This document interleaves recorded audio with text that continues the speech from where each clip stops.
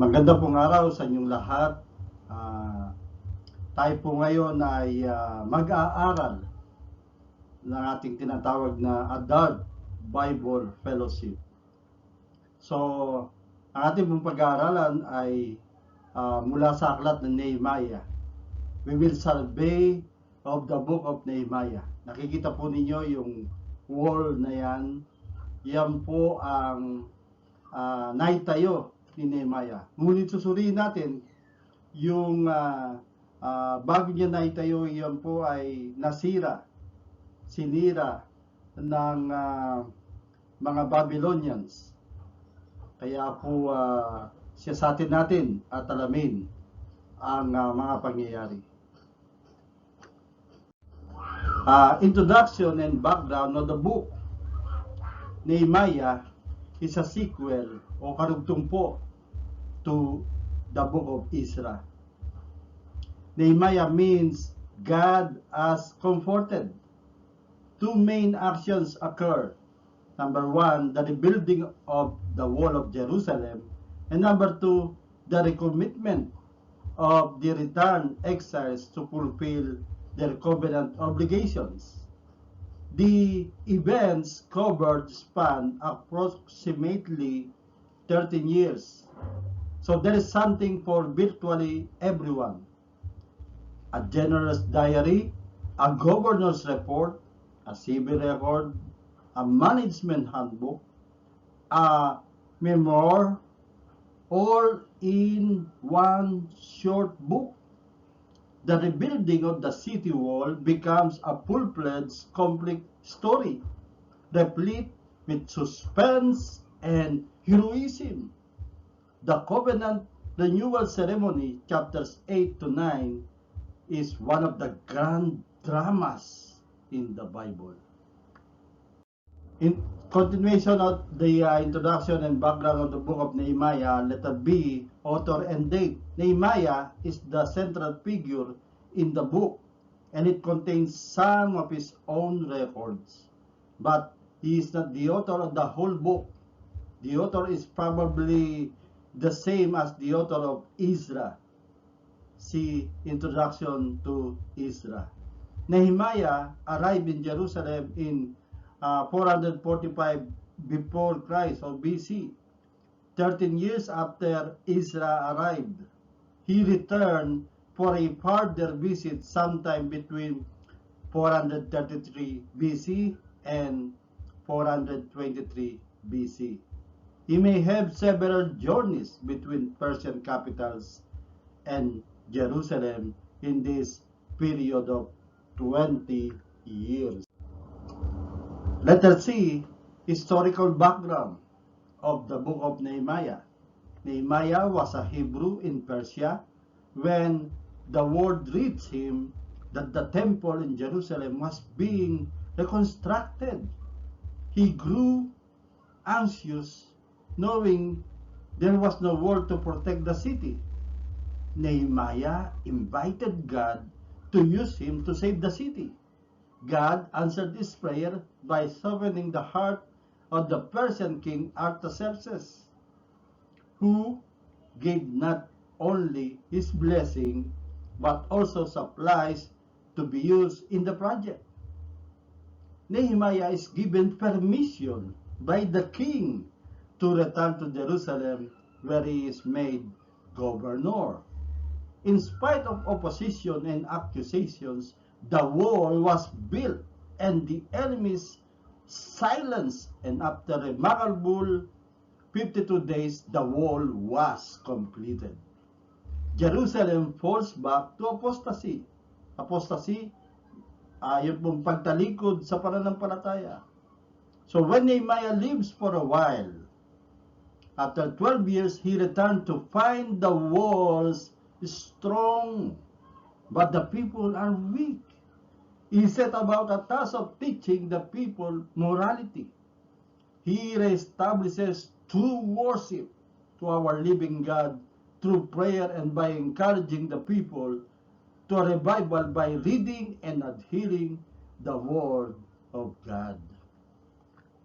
Letter D, purpose and fit To understand the book of Nehemiah, one must remember that after exile, God is renewing His people in the land in order to carry out what He promised to Abraham. God's people must renew their commitment to covenant faithfulness, laying hold of God's forgiveness and seeking to practice purity in their corporate and private lives.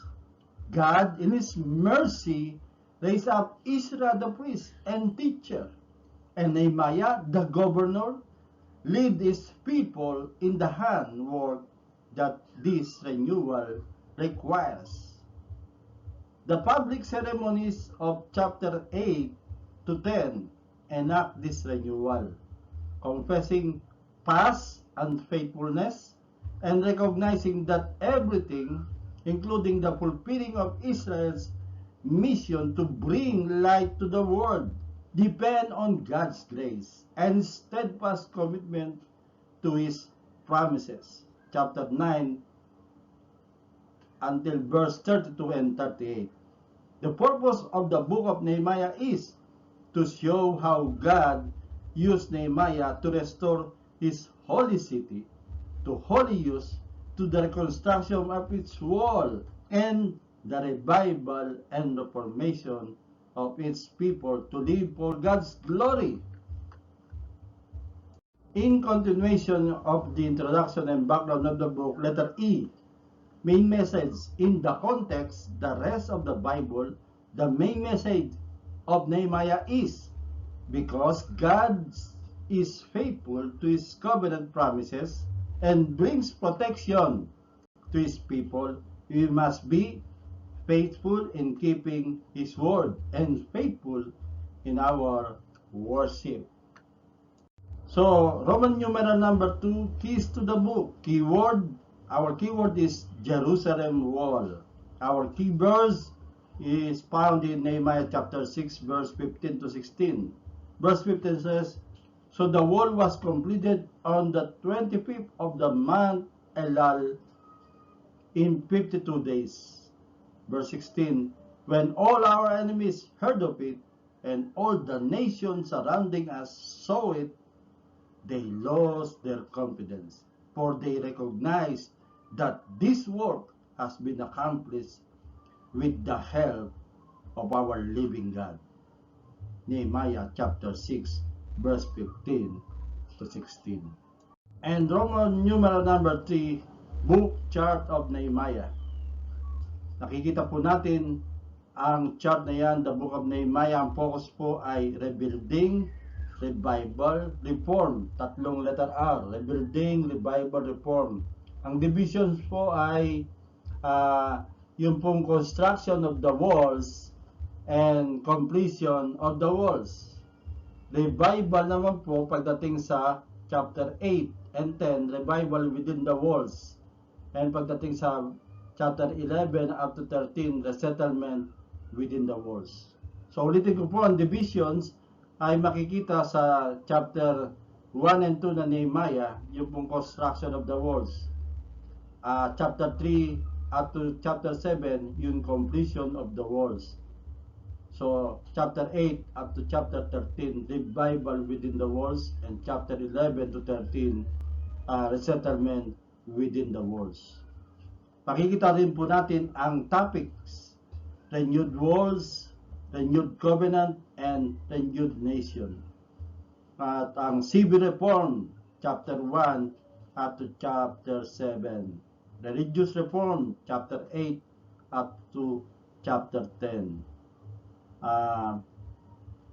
Political reform, chapter 11 up to chapter 13. So, saan po ito nangyari? The place is Jerusalem. The time, about 25 years, 445 to 420 BC.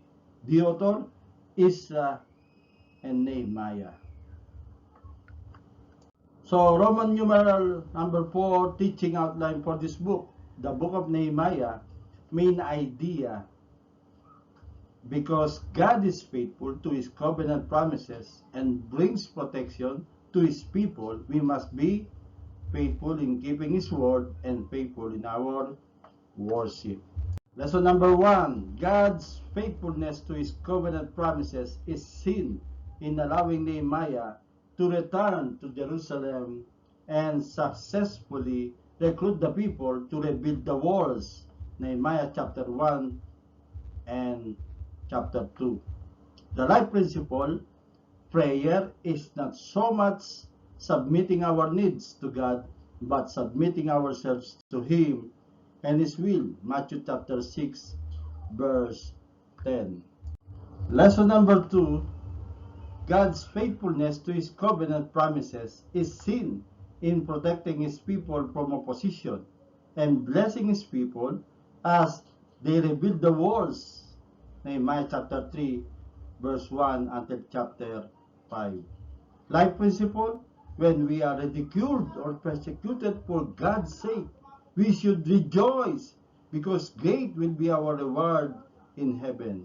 Matthew chapter 5, verse 11 until 12. Lesson 3. God's faithfulness to His covenant promises is seen in His overseeing the organizing and registering of His servants. Nehemiah chapter 7. Life principle, mastering the Bible is essential if you are to make wise, God-honoring decisions.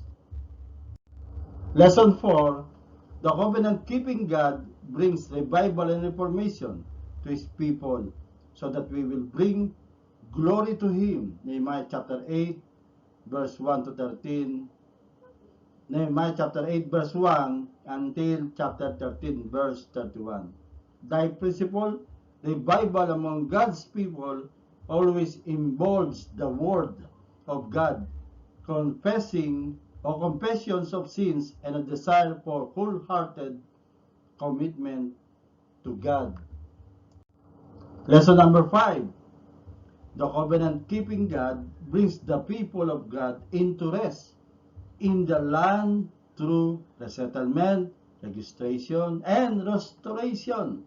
Nehemiah chapter 11 up to chapter 13. Life principle, dealing with the sin of others sometimes requires confrontation, but always requires forgiveness. So, Roman numeral number 5, problem passages and suggested answers. Ngayon po ay ipapakita ko sa inyo ay yung mga problem, yung mga kasagutan ay kapag nag-aral na tayo. Kaya huwag kayong mawawala upang malaman ninyo ang kasagutan sa mga problema nating babanggitin. Letter A, the possibility that the walls of Jerusalem could have been built in 52 days. Nehemiah chapter 6, verse 15. Letter B, accounting for the differences between the list of exiles in Ezra chapter 2 and Nehemiah chapter 7, found in Nehemiah chapter 7, verse 5 until verse 73. Letter C, was the Feast of Tabernacles totally neglected from the days of Joshua until the time of Nehemiah? Nehemiah chapter 8, verse 17. Letter D, the pledge of 1/3 of shekel versus half a shekel. Nehemiah chapter 10, verse 32. Kaya yung pong suggested answers dyan ay malalaman natin sa ating pag-aaral. Roman numeral number 6, this book teaches these unique doctrinal contributions, a model for vision, the importance of prayer as a leader, a model of leadership principles, letter D, how to handle oppositions, and letter E, repentance revival. So, teaching helps.